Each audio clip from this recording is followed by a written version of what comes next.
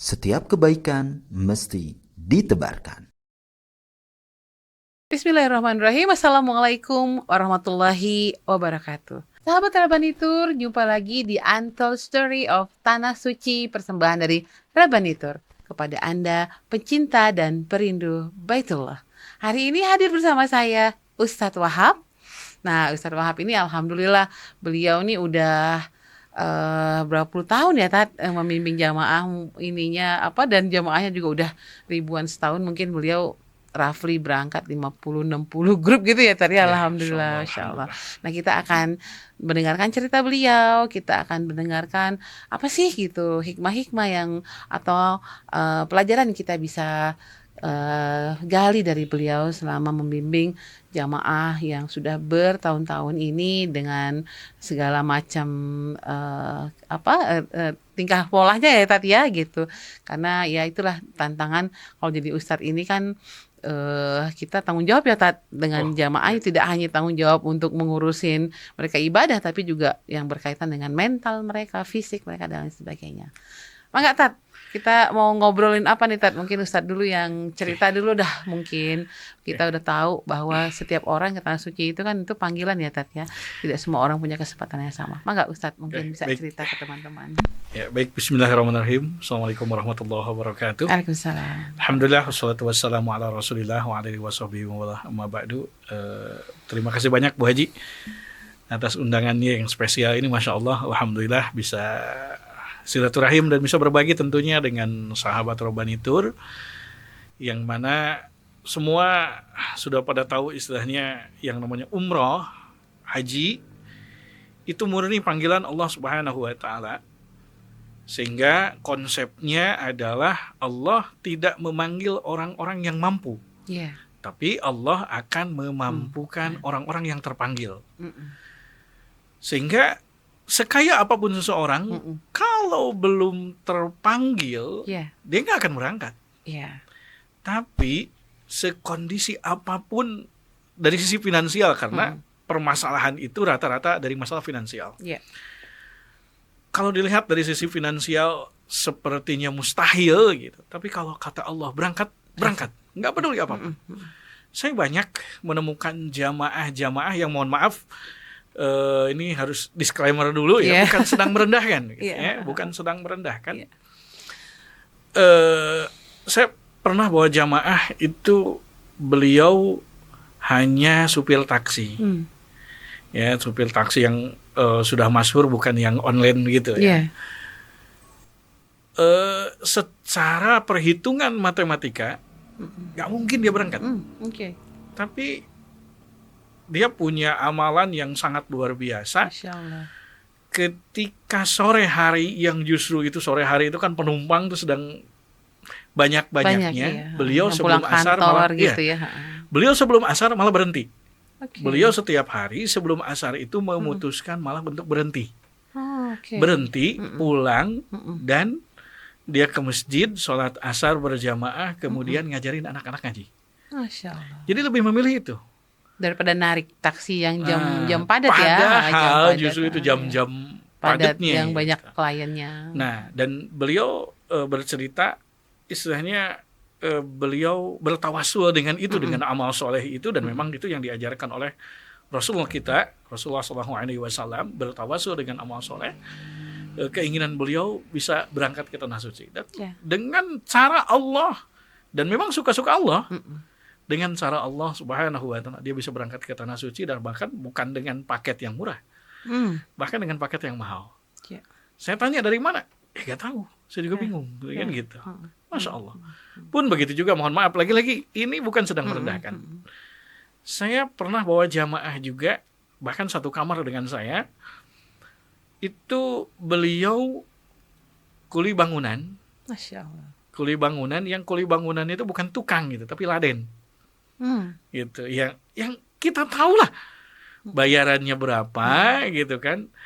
Dan kalaupun dikumpulkan itu harus berapa bulan, berapa tahun mungkin ya. Iya, berapa tahun dengan kondisi tidak makan, tidak ngasih, tidak yang lain. Gitu. Tapi kan tentunya hasil mereka ya untuk kehidupan mereka, kebutuhan sehari-hari mereka gitu. Tapi lagi-lagi dengan suka-suka Allah berangkatkan ke sana. ternyata beliau pun punya amalan Hmm. yang ini di luar kebiasaan yang ketika kita berbicara tukang, ketika kita mendengar istilah tukang, kadang-kadang mohon maaf, mereka itu ibadah itu diabaikan. Ya, masih sibuk ya kejar Karena target. dengan kejar target, kemudian harus kan, selesai cepet. kan mereka kotor. Ya, Kalau mau males sholat itu lah, kan berarti mesti kan mandi harus- dulu, harus wudhu bersih-bersih. gitu bersih-bersih. Nah, begitu. Males kan biasanya. Tapi beliau Mm-mm. ketika waktu datangnya sholat, Ya, beliau tinggalkan itu dan beliau Langsung. sholat. Masya Allah. Itu, dan Masya Allah saya menemukan keajaiban di sana karena satu kamar Mm-mm. di sana itu ngilang terus, Bu. Siapa bapak itu? Si bapak ini nih tuh Maksudnya hilang, nggak bareng ngilang, gitu. nggak, kalau yang pas lagi berjamaah Ya, gitu kan seperti ketemu. umrohnya, Ya. kemudian City Tour ada bareng. Mm-mm. Tapi ketika agenda bebas, hilang dia aja. hilang. Ke Jadi masjid pulang, mungkin atau kemana. Ketika Pokoknya nggak ke pamit lah kamar ya. Itu, ya ke kamar itu hanya sekedar numpang mandi, ganti baju, Terus berangkat lagi. makan ala kadarnya, kemudian pergi Berangkat lagi lagi ke masjid. gitu. Dan itu terus kadang-kadang malam juga beliau datangnya itu udah sangat malam sekali dan memang hanya numpang mandi dan ganti baju saja gitu. Kemudian boleh kembali lagi Berangkat ke masjid lagi. Masya Allah. gitu. Dan beliau ketika berjamaah, ketika bareng-bareng City Tour, aktifnya luar biasa. Semua jamaah ditanya, Bu. Ya. Semua jamaah ditanya, terutama jamaah yang laki-laki. Pak, rumahnya di mana? Kerjanya apa? Pak, rumahnya di mana? Kerjanya Maksudnya apa? Nanya rumah Ya, di mana, mungkin kerjanya beliau apa? pengen tahu gitu. Oh, oke. Beliau pengen tahu, oh ini beliau bisa ke tanah suci itu dengan jalan Karena apa? oke, mungkin dia kan gitu. mungkin pengusaha atau apa begitu. gitu ya. Ya. Terus tinggalnya di mana, daerah mana buat tahu gitu. ya. Nah, kemudian setelah semuanya ditanya, ada jamaah yang nanya beliau. Bapak gitu ya tanya-nanya. Bapak Semua sendiri? jamaah udah ditanya. Sekarang giliran saya nanya kan gitu. Pak, rumahnya di mana? Kerjanya apa? Beliau malah nangis. Nangis sampai yang bertanya itu merasa bersalah gitu. Loh, kok ini malah nangis gitu. Dan itu nangisnya lumayan agak lama gitu. Masya Allah. Nah, setelah beliau merasa tenang, kemudian baru menyampaikan, Pak, saya orang sini gitu. Kemudian saya hanya tukang gitu, tukang bangunan, hanya laden lah kan gitu. Tapi lagi-lagi dengan keajaiban, dengan suka-suka Allah ketika Allah pengen memanggilnya untuk datang ke Baitullah, bertamu ke Baitullah. Nggak ada yang sulit ya. Gak ada yang sulit, gak ada yang sulit. Nah ini nih, dan memang terlihat, sangat terlihat orang-orang yang memang benar-benar terpanggil Untuk datang ke tanah untuk suci. datang ke tanah suci itu memang benar-benar tamu yang istimewa. Karena dari pengalaman saya belasan tahun bersama Robbani Tour ini, pada akhirnya ketika konsepnya tadi datang ke Baitullah itu adalah panggilan dari Allah Subhanahu wa taala, tapi ternyata mohon maaf, saya sekarang jadi mengklasifikasikannya menjadi dua klasifikasi. Oke. Pertama, memang orang yang benar-benar dipanggil. Yang kedua, Ciri-cirinya apa tuh, Tad? Mungkin, Tad. kalau orang yang dipanggil itu, orang misalkan begini, bertamu ke pejabat tinggi. Iya. Nah, dan ada orang yang membersamai tamu ini. Iya. Misalkan supir lah kan gitu. Kan kalau supir mah kalaupun dibawa ke dalam misalkan, bahkan makan satu meja, Iya.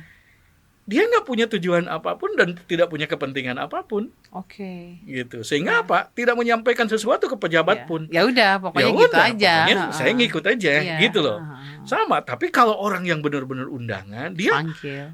akan benar-benar menggunakan kesempatan itu. Sama ke Baitullah juga ternyata ada orang yang memang benar-benar undangan, ada orang yang hanya sekedar diizinkan Ikut untuk aja, datang. datang aja. Gitu loh. Oh, itu kelihatan ya, Tad? Oh, itu terlihat terutama ketika sudah pulang. Oke. Gitu.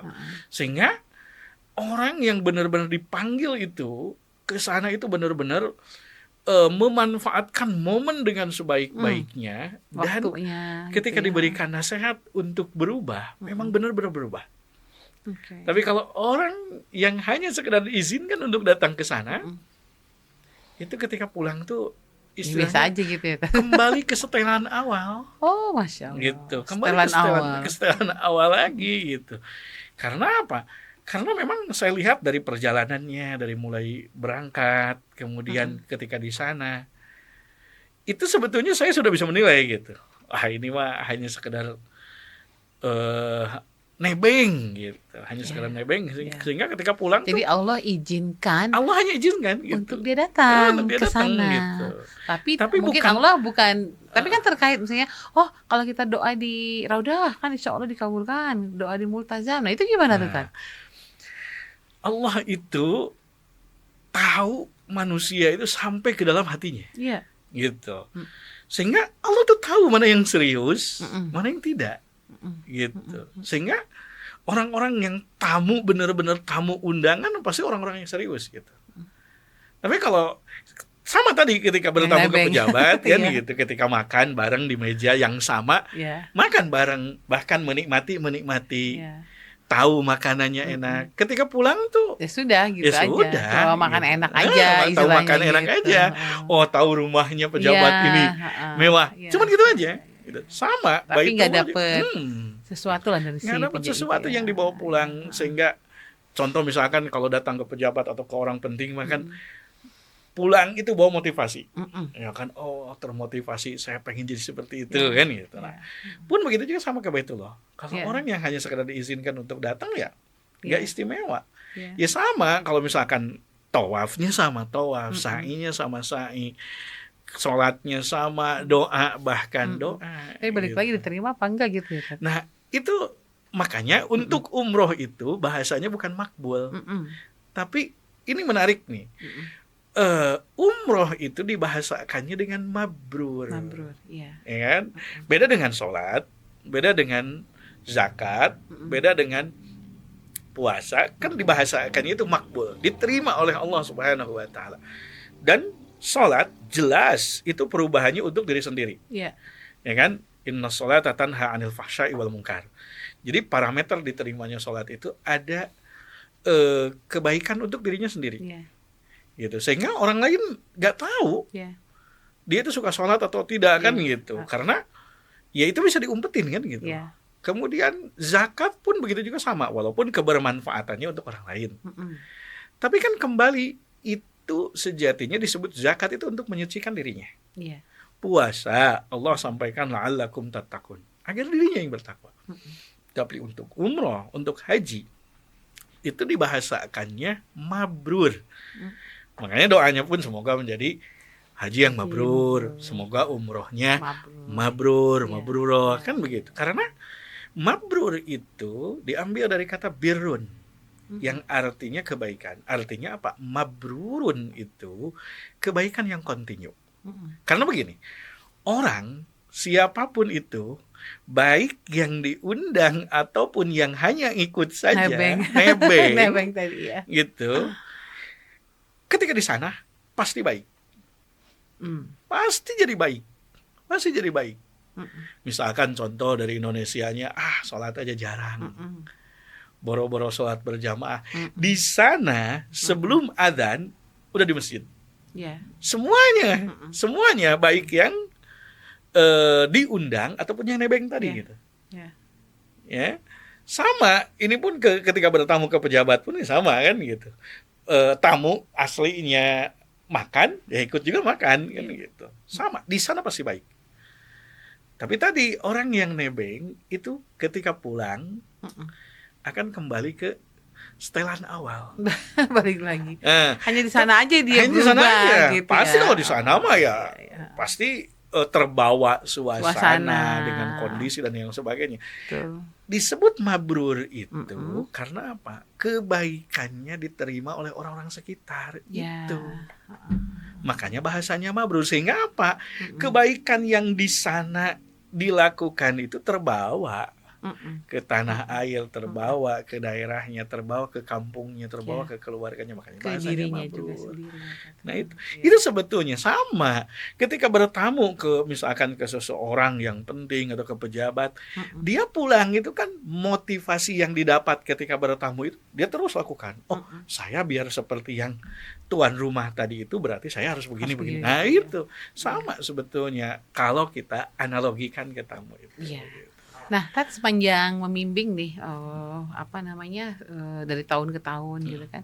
Kita tahu Saudi ini kan banyak berubah nih Ya. dari zaman dulu Ustadz mungkin yang awal-awal masih airportnya masih jelek, hotelnya, fasilitasnya dengan yang sekarang. Ya. Termasuk juga dulu kalau kita ke Raudah harus masih untel-untelan, sekarang udah pakai tasreh apa. Nah, itu ada nggak sih membuat sebuah perubahan juga ke jamaah? Oh, ternyata sekarang tuh kita lebih gampang ibadahnya, lebih khusyuk, lebih kayak ke Raudah gitu kan. Terus juga menikmati fasilitas-fasilitas lain yang disiapkan pemerintah Saudi. Ada nggak sih mungkin perubahan dari Ustadz sendiri lihat dan kondisi yang ada sekarang? Dengan regulasi yang terus berubah-berubah baik itu di Masjidil Haram, di Masjid Nabawi, lagi-lagi justru saya melihatnya lebih mudah melihat kondisi jamaah. Oke. Tadi lebih mudah melihat kondisi jamaah. Karena apa? Ketika seperti dulu, misalkan untuk ke Ka'bah itu lebih gampang. Iya. Kemudian ke Raudhah juga yang penting siapa cepat dia Ya, dapat. masuk, iya. Kan, Sekarang gitu. dibatasin Sekarang dengan dibatasi. Nah, tasreh. dengan regulasi perubahan yang terus-menerus berubah, justru tadi saya jadi lebih mudah mendeteksi mana yang benar-benar undangan asli, mana yang cuma dompleng. yang cuma nebeng gitu. Iya. Nebeng tapi bayar itu tuh kan Iya, gitu. iya, iya, Sehingga orang yang nebeng itu biasanya begitu. Dia kadang-kadang gak mendengar penjelasan pembimbingnya itu. Iya. Egois dengan pemahaman, Ya. egois dengan Ya. keinginannya gitu. Sebenarnya kondisi sekarang kan memang dengan Raudhah yang kredit, Iya. yang apalagi kemarin akhir-akhir ketika high season itu kan otomatis rame banget itu semua, tasreh itu kan ya. jadi tidak keluar. Iya. Padahal sebetulnya Tasrehnya ya. padahal sebetulnya ulama Saudi, ulama Mesir bahkan, para ulama Saudi, para ulama Mesir sudah mengeluarkan fatwa ya untuk tidak memaksakan ke Raudhah. Masuk ke Raudah, iya. Bahkan diambil dari hadisnya bagaimana tentang Raudhah itu sendiri, maka para ulama ini memfatwakan seluruh Masjid Nabawi di Raudhah. Iya. Nah, jadi nggak harus masuk ke Nggak- dalam Raudah nggak kemudian harus, berdoa di sana itu. apalagi dengan mustajab memaksakan gitu diri, doanya ya. apalagi dengan menzalimi orang lain. Kan Iya. sekarang Ini kan sampai banyak- bayar-bayar kan sampai beli-beli itu bayar ternyata tuh kan itu berapa gitu ternyata ya kan Tat. itu barcode yang malah Iya. milik orang lain Iya, sehingga yang nah, punya dijual malah itu nggak bisa. artinya kan orang yang ngambil hak orang lain Nah, itu dijual lagi ke dia. orang lain. Jadi udah jadi transaksi ya seperti Nah, itu ya. Tat. Orang-orang yang nebeng itu Bu, ketika saya jelaskan ibadah dimanapun di Masjid Nabawi itu Iya, sama, insya asalkan Allah. kita ikhlas murni Iya. minta kepada Allah. Iya, insya Allah Tidak dikabulkan dibarengi gitu ya dengan doanya. dosa-dosa, tidak dibarengi dengan musik, sama kok di mana-mana pun juga, selama itu di wilayah Masjid Nabawi. Iya, pahalanya sama lah dengan masuk ke Raudah gitu ya. Iya, tapi ternyata enggak, dia Tetap kekeh ngotot gitu. ya, ngotot Ketika ya. ketika pernah satu ketika itu tasreh kita sudah keluar, tapi qadar Allah Raudhahnya sedang maintenance. Oh, Masya Allah. Raudhahnya sedang maintenance. Nggak bisa masuk jadinya. Akhirnya kan kita nggak bisa masuk. Ya, dan nggak bisa karena kan- maksain. Raudahnya ada tiket ininya apa ya, tasrehnya. sampai pada akhirnya Masya Allah. Marah itu jamaahnya, Kak. Wah, dan itu langsung nyepil nama saya kan gitu loh. Oke. Jadi sampai istilahnya pembimbing sampai nggak mengusahakan untuk bisa masuk ke Raudhah. Loh, kan lagi maintenance, Tat. Nah itu Nggak bisa dia. masuk kan. Itu bukan Bukan salahnya wilayah kita. bukan ranahnya Emang kita, itu kan sama gitu. Nah, pemerintah tapi Saudi itu. pada akhirnya tadi saya jadi tahu gitu. Oh ini orang nebeng, oh ini orang yang benar-benar undangan apa? Iya. Orang yang benar-benar undangan itu ketika dinasehati itu masuk Bu, Ya. masuk Sudah. bahkan itu nyambut gitu. Ya. Saya harus melakukan apa saja, saya nggak boleh apa saja, Mm-mm. gitu. Dia tahu istilahnya apa? Tamu itu kan kadang-kadang sadar diri. Kadang begini, contoh tadi ketika saya analogikan bertamu ke pejabat, Iya. misalkan. Kan kalau tamu yang beneran mah tahu juga etika gimana ketika makan, ada Iya. istilah table manner Ya, kan gitu kan. iya. Cara Tapi pakai kalau- sendok, garpu, kan pisau gitu. mungkin ya. Kadang-kadang ngambilnya juga kan. Tapi kalau yang nebeng mah kadang-kadang Asal asal aja. gitu, asal aja kan gitu. Yang penting kenyang kan gitu. Udah kenyang, udah selesai kan gitu. Ya. Nah, Ya. sama gitu ke Baitullah pun sama. Iya. Ya Gitu. itulah jadi memang balik lagi ya sahabat ya. Niat kita mungkin semua orang punya niat ya ke Mm-mm. tanah suci ya. Iya. Tapi ya itu tadi lah apakah niatnya itu 100% gitu ya, Tat? Iya, Atau nah itu. 50% gitu Nah kan? itu dia. Atau niatnya untuk flexing misalnya kan, oh saya apa namanya pengen ke tanah suci supaya tetangga tahu, teman sekantor dan lain sebagainya gitu kan. Bisa jadi seperti Nah, itu. intinya kan begini. Kalau orang-orang sekitar Ya, itu bisa ditipu. iya. Orang Gitu. sekitar. Orang-orang sekitar bisa ditipu kan gitu loh. Iya, heeh. Tapi Allah tidak Iya. bisa ditipu. Allah Iya. tahu kok Iya. gitu walaupun secara lisan, oh saya Mm-mm. ikhlas, oh saya Mm-mm. untuk memenuhi panggilan Iya, Allah iya, gitu. iya, iya. Tapi kan Karena itu hanya Allah yang tahu. Karena Allah dada yang kita kan tahu. juga nggak Itu dibuka, terus ada itu kacanya. dia. Iya, hanya Iya. Allah yang tahu gitu. Iya. Nah, Tat, selama membimbing mungkin Tat, ada Hmm. mungkin yang spesial lah dari jamaah Ustadz yang pengen Ustadz share sama teman-teman yang mungkin kita bisa ambil hikmahnya dari jamaah tersebut. Mungkin yang Ustadz tahu dari awal dia mau berangkat seperti apa, di sana gimana, pas pulangnya setelah sampai tanah air tuh mungkin ada yang Ustadz mau kasih contoh lah buat sahabat mungkin. Baik, karena untuk umroh ini tadi saya megang dari awal sebelum berangkat ini. Ya manasik ya, proses Dari sebelum manasiknya. dari ketika manasik, Ya. kemudian ketika grouping, ya kan, Ya. dipastikan yang pertama adalah kita benar-benar tamu, bukan Ya. nebeng, Mm-mm. bukan hanya sekedar diizinkan untuk Mm-mm. datang. Yang kedua harus mabrur. Mm-mm. Mabrur itu artinya kan membawa kebaikan yang kontinu. Ya. Nah, saya pernah, saya lupa tahun berapa Iya, gitu ya. heeh. Masya Allah, Allah berikan jamaah itu lebih 40 lebih, Mm-mm. dan itu rata-rata keluarga-keluarga. Mm-mm. Dengan keluarga yang sangat unik. Mm-mm. Keluarga yang Beda-beda karakternya si dengan keluarga-keluarga karakter ini yang ya. berbeda-beda. Tapi kebanyakan di situ, Iya. akhirnya kan ada istilah kalau di sana itu karakternya dibukakan. Apalagi ketika praktek umrohnya, Iya. ketika tawaf, ketika sa'i, kan Iya. gitu. Sampai ada yang begini. Dari hotel kita berjalan, Iya. nah suaminya di depan, Heeh. istrinya di belakang, paling belakang, Iya. suaminya paling depan. Mm. Kemudian saya ingetin, Pak, tolong istrinya bersamai.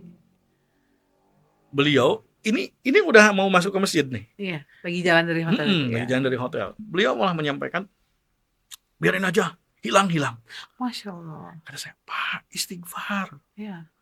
Gitu kan, istighfar, jangan begitu. Ini kita lagi ihram. Heeh. Gitu kan. Nah, kemudian ada lagi yang uniknya kan kita kalau keluarga itu kan istri, Barengan lah suami ya. istri itu Heeh. bareng-bareng dan Iya. memang itu sudah Biasanya emang begitu. memang sudah jadi satu arahan baku untuk suami istri itu Barengan. senantiasa bareng gitu. Iya. Ini banyak yang berpencar. Oh, Masya Banyak yang Allah. berpencar. Ada Jadi bapak sendiri, Heeh. ibu sendiri gitu. suaminya di mana kan Istrinya gitu, di mana? istrinya sama anaknya di belakang gitu. Hmm. Nah, kemudian ini ketika umroh yang pertama pas kedatangan gitu kan, itu ada saya melihat fenomena suaminya tiba-tiba berdiri di sofa Mm-mm. dengan muka yang memerah, Mm-mm.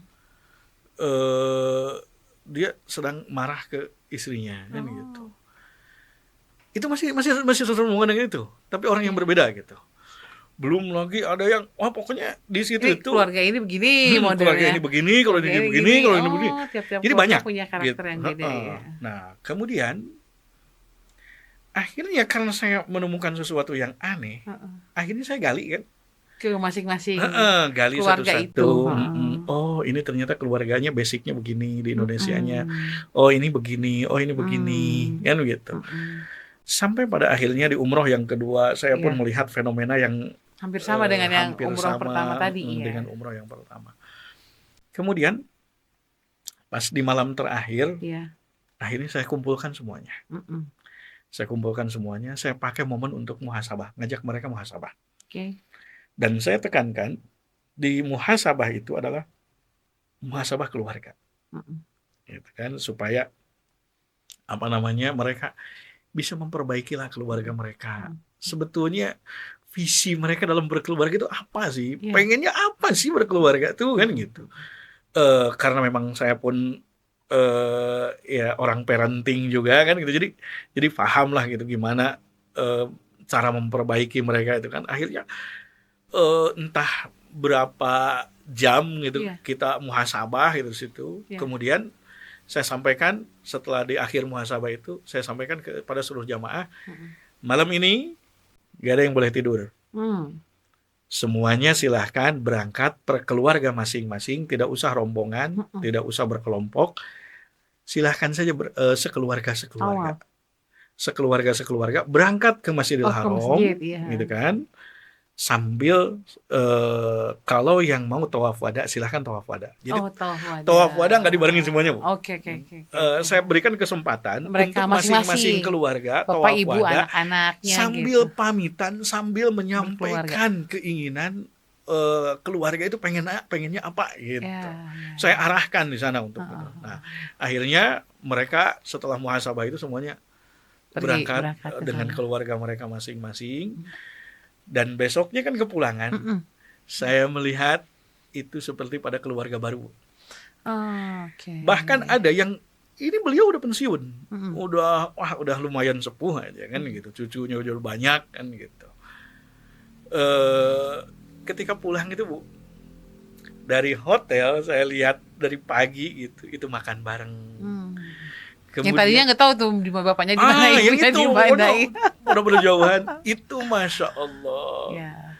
Itu di bandara di pesawat saya intip tangannya pegangan. Oh, sudah mulai ini ya berubah jadinya ya, udah mulai ya. Pegangan, kemudian sampai di bandara Jakarta, kemudian sampai ke Bandung. Itu sampai ke Bandung gandengan kayak pengantin baru, Bu. Padahal di awalnya nggak gitu, pas berangkat. Di awalnya juga gitu, sampai pada akhirnya ada anaknya yang datangin saya, Ustad, itu ayah saya digimanain? Saya enggak, kita biasa normal-normal aja, umroh biasa kan gitu.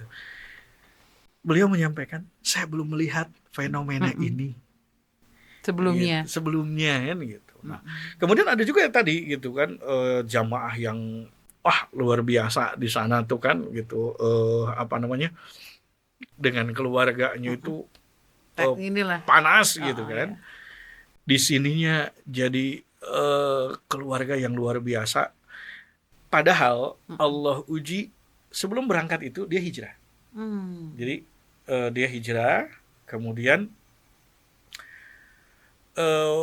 padahal orang berada awalnya, Bu. Dan itu Allah uji hijrahnya itu dengan sampai jatuh, benar-benar jatuh. Dan itu sampai pada akhirnya beliau jadi supir taksi online. Tapi beliau enjoy gitu. Saya sering ketemu justru sholat di masjid. Jadi sholat awal waktu di masjid. Dan beliau cerita tentang keluarganya di Mekah dan Madinah itu. Enggak di sini. Oh di Indonesia. Kita udah pulang gitu. Beberapa kali gitu ya. Beberapa kali ketemu. Udah di Bandung. Iya, udah di Bandung itu kan. Ketika saya sholat di situ, ternyata ketemu gitu. Beliau lagi biasa narik. Iya, beliau cerita. Saya sekarang kehidupan begini-begini, tapi justru saya lebih bahagia daripada yang dulu gitu kan. Walaupun sekarang hanya sekedar jadi supir taksi online gitu. Tapi terlihat dari raut perubahannya luar biasa. Nah, itu yang sebetulnya benar-benar mabrur, itu yang seperti itu gitu. Ketika dari awal kemudian seperti apa gitu, kemudian balik. Ya, jadi artinya kemabruran kita beribadah di Tanah Suci itu terlihat setelah kita pulang ya kan? Itu justru ketika pulang. Apakah kita konsisten dengan kebaikan ibadah? itu. Karena kan kalau di Tanah Suci udah pasti deh semua sholat, nggak mungkin deh kayaknya. Kayaknya jarang lah ya orang nggak sholat ya kan? Justru begini. Karena kan begini, secara logika, hitung-hitungan matematika, kan gitu. Males-malesan di sana. Semales-malesnya pasti di sana datang. kan pahalanya tetap gede. Udah dong pahala, udahlah saya jalan. Tapi kalau di nih sini, gitu. kalau di sini justru kan harus lebih. Makanya mabrur itu justru kebiasaan di sana itu continue dibawa pulang ke Indonesia. Gitu. Sehingga apa, kebaikannya itu terasa oleh orang-orang sekitar. Bukan hanya dia ya, tapi juga keluarganya, masyarakatnya, orang-orang disebut sekelilingnya. dengan mabrur. Nah itu sih yang mungkin lumayan berkesan bagi saya gitu ya. Ketika Allah buka gitu, Allah buka karakter Masing-masing orang, masing-masing keluarga ya. Iya, masing-masing keluarga, dan ini bukan 2-3 keluarga, Bu. Ya. Banyak Sekeluarga yang ada dalam grup itu lah ya, ada Iya, beberapa keluarga Ya. di satu grup Masya gitu. Allah. Ya. Dan Luar bahkan biasa. hampir cuma beberapa orang saja yang berangkat sendirian main Ya, gitu. Itu yang lain semua keluarga. keluarga ya. Gitu. Masya Allah. Sehingga di malam terakhir itu saya muhasabah itu fokus saya tekankan tentang masalah perbaikan keluarga itu. Iya, luar biasa Iya, ya, dan Masya pas Allah. pulang saya melihat pengantin baru gitu. Masya Allah. Padahal beliau Ya. udah pensiun gitu. Ya, Masya Allah. alhamdulillah ya, Alhamdulillah. Masya Allah. Jadi begitu ya, sahabat ya. Artinya apapun bisa terjadi ketika tanah suci. Artinya sekeras-kerasnya hati juga ketika Allah mau melunakkan hati itu, menerima masukan ya, kemudian menerima saran, menerima apa namanya saran-saran dari Ustadz ya. Sekejap mata aja ya, mungkin itu Allah juga yang Ya. membuka hati mereka, Allah juga yang menuntun mereka, sehingga akhirnya dalam mungkin pada waktu muhasabah itu, kemudian mereka tahu pada bersama, mungkin mereka menyadari apa yang Ya. selama ini terjadi, Ya. atau gap-gap apa yang ada di keluarga mereka gitu kan, Ya, mungkin ya. Allah bukakan pada waktu itu. Ya, jadi sahabat, inilah yang kadang-kadang saya juga nggak tahu nih ceritanya kalau Ustadz Wahab nggak cerita hari ini ya, dan sahabat juga nggak tahu kalau kita nggak ketemu hari ini di program podcast ini. Insya Allah mudah-mudahan Ustadz kapan-kapan bisa cerita lagi nih, karena Insya Allah. begitu banyaknya jamaah dan grup-grup yang dihandle Ustadz, tentu akan banyak lagi cerita-cerita lain. Jadi tetap bersama program podcast Untold Story Tanah Suci persembahan Rabanitur. Insya Allah kami akan hadir dengan cerita-cerita lain, dengan narasumber yang lain, dengan ustadz yang lain, atau jamaah yang lain yang insya Allah juga akan datang dan berbagi dengan Anda semua. Dan itu pasti kita doakan ya Tat, semoga teman-teman yang memang sudah punya niat untuk segera ke Tanah Suci, Allah segerakan, Allah mudahkan, Allah mampukan, Allah sehatkan, Allah berikan rezeki yang luas untuk bisa datang dan beribadah ke Tanah Suci. Terima kasih banyak. Saya Mas Mijal dan Ustadz Wahab undur diri. Billahi taufiq hidayah. Assalamualaikum warahmatullahi wabarakatuh. Waalaikumsalam. Setiap kebaikan mesti ditebarkan.